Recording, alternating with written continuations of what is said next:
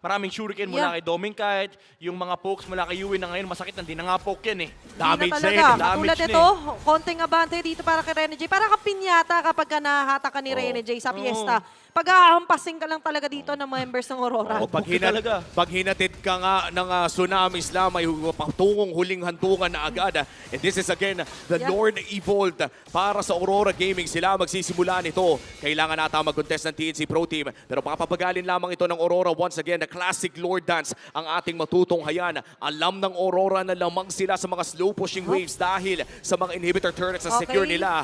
At papapagalin pa nila mas lalo. Saktong sayaw lang habang hinihintay. Okay, maganda yung ginagawa dito ng Leyawi. Hinahawakang pilit yung LBM. Parang dyan si Rene J. Kanino ba siya tatalon? Paatras muna ang kanya magiging forward march dito. Conceal play. Meron ba silang huntingin? Dominkite medyo umiwas sa line of fire dito ng TNC Pro Team. Kalma muna talaga. Yung mid ah. Okay. Baka bigla tayo makakita ng bagyong Dominkite.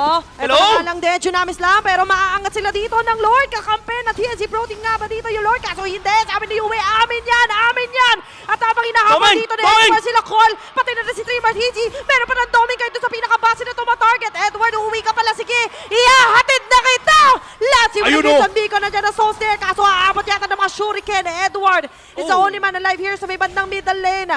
Pero si Uwe, makaka-double kill pa pala. Dalawang matitira para dumipesa lang si Dreamer TZ.